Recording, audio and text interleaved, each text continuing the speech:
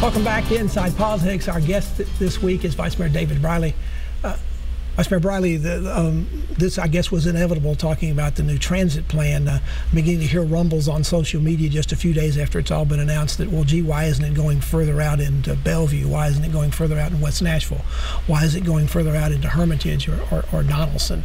Does the council have any ability to adjust what the mayor has presented you in terms of the plan, or for that matter, in terms of the tax, before it goes to the public? Well, what comes to the council will have already been vetted by the comptroller, and under the Improve Act and what the state adopted, the comptroller has to sign off on the revenues being sufficient to build what is being proposed. So it'll be very difficult for the council to do any tinkering with it.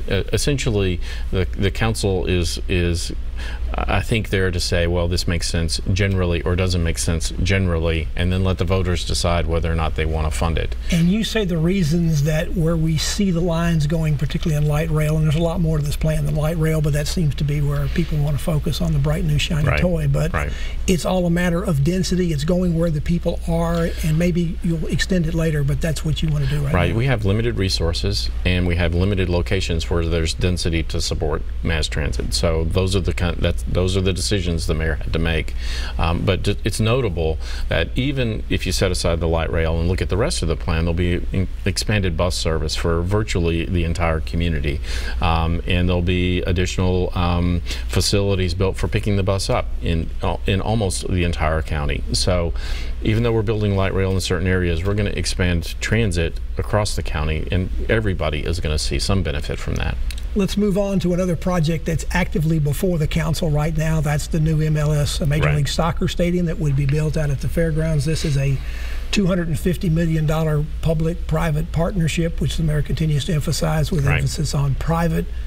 Correct. What's the disposition of your members right now? Do you think this has the votes? And there have been some things added into it that people weren't expecting that seem to be causing a problem. Well, I'd say the disposition of the council generally is skeptical about these kind of projects, and I think you've seen that over the first 2 years. A lot of hard questions asked, and that disposition is reflected in the kind of deal that the mayor is presenting. It is a private-public partnership. There isn't the kind of money or risk that you've seen in other projects that have come forth. Metro money is mostly in for infrastructure. That's right.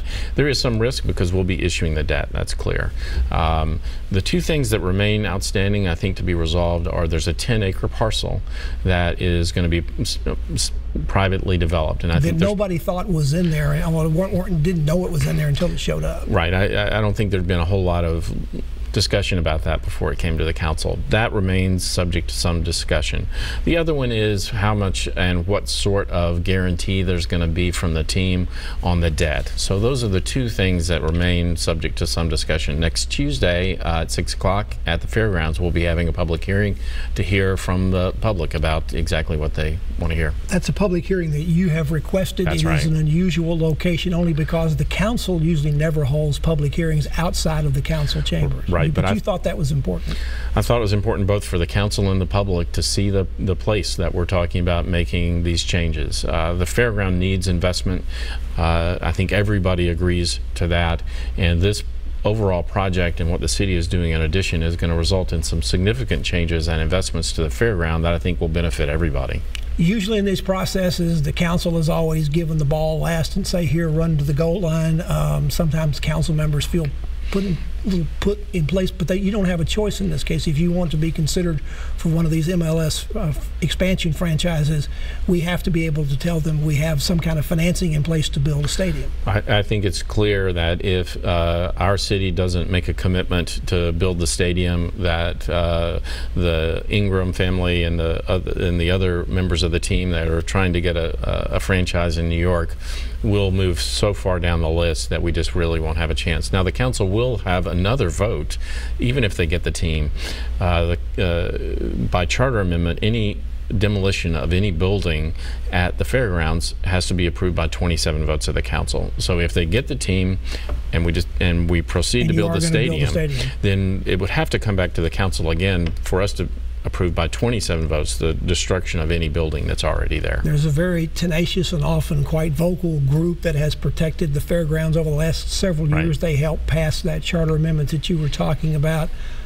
You could have a pretty interesting night on your hands out there for the public hearing, because they have been loud about what they want to say, and the amount of trust they've had between past administrations, to some degree this administration, more because of the mayor's record as a council member, not as mayor. Right. I mean, there's not a lot of trust on their end. Well, we'll see what happens on Tuesday. I can't really predict that. I think this council is working hard to build trust with the community by having a more open process, by listening to people before we make decisions. We've already voted once to defer this. We didn't have to defer it this Tuesday. We could have voted on it right then and there, but That'd have been before you had this public hearing. That would have been before the public hearing. The last time the city built a sports facility, and we've built a number in the last couple of years, there were great concerns about the ballpark, the baseball Right. park, First Tennessee, that was built not far from here where we're having this conversation, because of the cost overruns Right. that were involved. Now, those again were in many cases because of infrastructure. We don't always seem to know what's infrastructure is there and not there before we build something in a location. Right. Do you think there are enough safeguards in this particular project that that's not going to be as big an issue this time? Well, that is a big issue, in the sense that we have 2 or 3 council members who are really focused on that issue and are going to make sure that whatever we adopt, whatever we pass, places the risk for overruns not on the city but on MLS, so that if there is an overrun, it's not going to be our problem, it's going to be MLS's problem. And you think the council is looking for further